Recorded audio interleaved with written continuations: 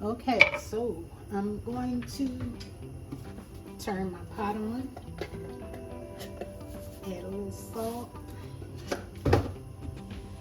and I have 6 potatoes that I've already peeled. I'm going to cut them up into dices. Okay, have y'all seen that trick on I think it's on TikTok and Instagram? You rub some oil around the rim of your pot and you will not get a boil over. Now my pot of water is not boiling, but I'm gonna add my potatoes anyway. I usually wait till it starts to boil and slide this over to the big pile and bring my little trusty skillet over here and put a little oil. Come on, oil, where are you? Okay, put a little bit of oil in there and we're gonna do those peppers and onions. Okay, so I only have a little bit of peppers and onions left. What's that, about a cup and a half. Okay, and this time I'm gonna put just a pinch of brown sugar to help caramelize them onions. Okay, we caramelize them very, very nicely. Bag of steak, in we go. Now you don't always have to use oil to keep moisture in your skillet. Water works, broth works. Remember the Montreal steak seasoning. Shake, shake, shake. A little goes a long way, and if it doesn't, just add more. And remember the leftover steak from the steak, egg, and cheese on a bagel? Yep. Those will come in handy. Add that to the skillet. Get some oil. Cooking a little too fast right now. Okay. Add a little bit more oil.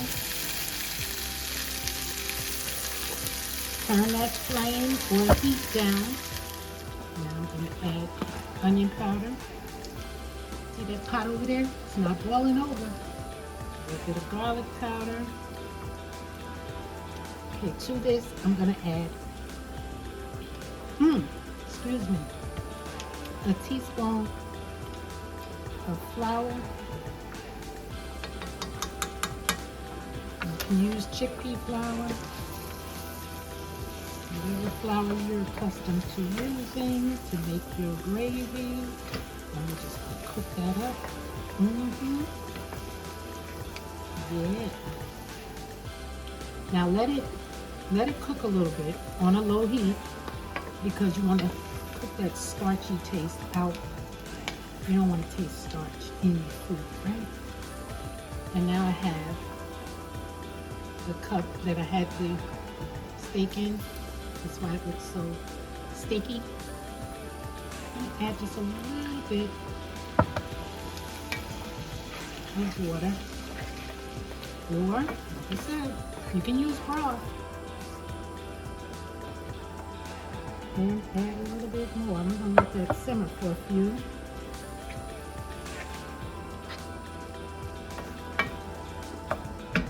Okay, come back, check it out.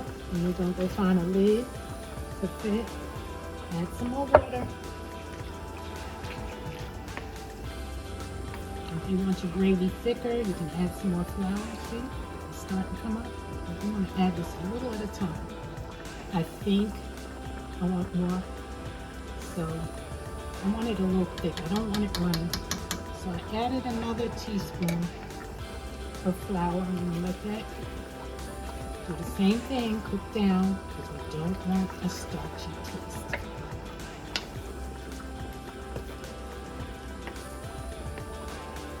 Okay, here we go. I'm going to turn this up a little bit more because y'all know I love sound.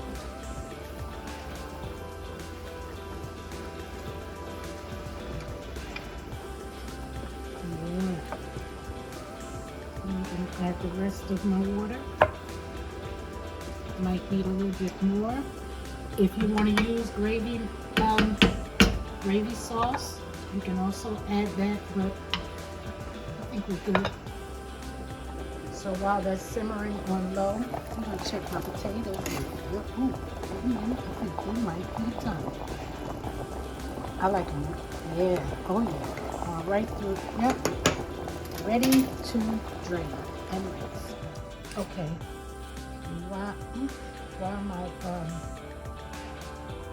While my potatoes are still piping hot before I mash them, what I do is drop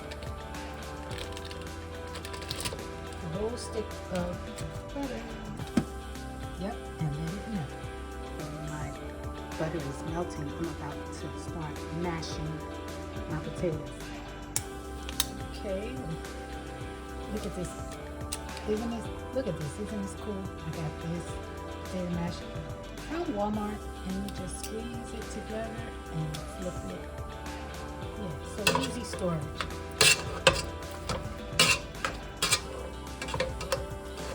And just mash, mash, mash, mash, mash. Mash, mash, mash. Until you got smashed potatoes. Okay, we are smashed. Flame is off.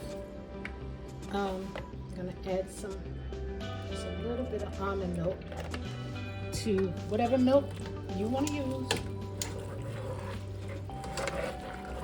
until I get that nice creamy texture that I want. Now you can add some more milk. So I add my milk little by little because I don't want to overload and have soupy mashed potatoes. Okay, now I'm going to turn my flame back on, but turn it to a medium low. And kind of thick. And now I'm going to add some onion powder. About a teaspoon and a half to start. Okay, I want the roasted garlic. Now, I love garlic mashed potatoes, so don't follow me because I might dump the whole container in here. No, I'm only kidding. Those of you that have my cooking know I don't do that. But I love garlic. Okay, now I'm going to add a little bit more milk, just a little bit. Like I said, I don't want to lose my thickness, but I don't want it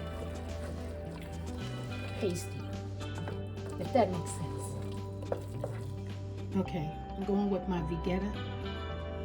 I used to use the pink Himalayan salt for everything, but I am just so hooked on this stuff. Start off with a teaspoon, give it a taste. If you need more, add more. And then give it a taste. I think I need the pink Himalayan salt to help the Vegeta on this one. So I'm not going to add a lot. Make sure that lid is on. A couple of sprinkles. And mix it and then give it another taste. I always suggest adding your salty ingredients at the end because when you're cooking it, it seems to, yeah, that's it. That's it right there. But while you're cooking and you're adding salt, it seems like once it's done, you can't taste it and you wind up putting more. So I like to put my salt at the end, and that way I'm not over salting my food because we don't want no more problems with high blood pressure. Now that's done. Come on over here. And our steak is done. You see that? I'll push that back off the heat. And I think I want to roast some broccoli to go with this. What you think? Okay, instead of roasting them in the fruity, I'm gonna put them in here. I don't know if that's considered roasting, frying, baking. I don't know. So that's about, what about a tablespoon of butter. All right. Gosh. And about a tablespoon of coconut oil.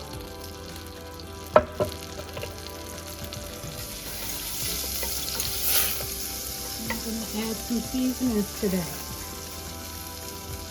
About a teaspoon or so. Can't go wrong with onion powder. And the same with garlic powder.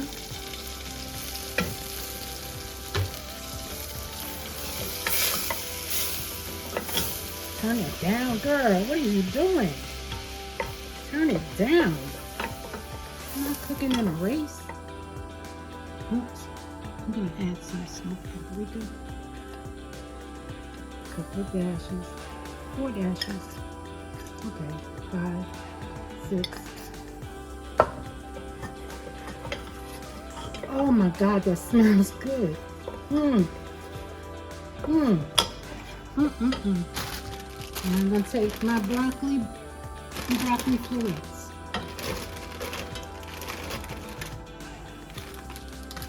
Turn it over in there. That just marinate in all that good smell. Because I didn't add no salt, so it ain't do taste yet.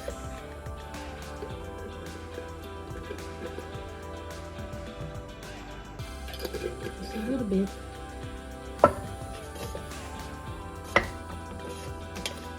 Okay, now I'm going to turn this up to a medium low. It's at about 3, 4 on a dial, on an electric stove, I think.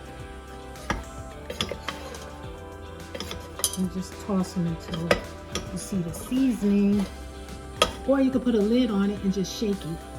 But like I said, I don't wash all them dishes. I just don't. This works just fine.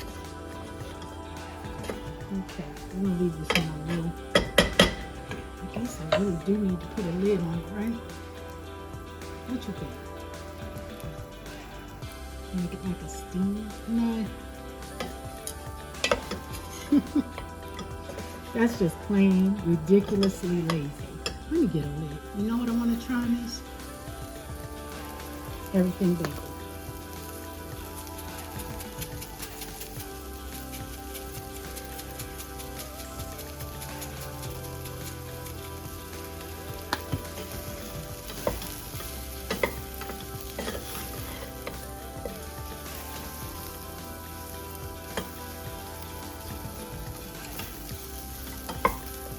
And now I'm going to turn this down to low and put the lid on. I tasted it, y'all. It tastes really good. Another win. Yeah. Look at that. I like the feeling. Here, let's tweak this up. I had an idea in my head. Let's see if I can make it work. Okay, what I'm trying to do is make a well. Did that. And I'm going to stuff the steak in there. And then I want to give the illusion of it running out. Like so. So like that. Oh, I did it. Let's see. Okay, now for the steak.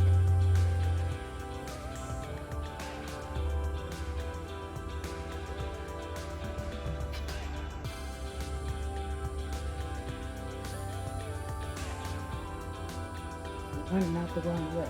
Okay, there you go. And there, dinner is ready.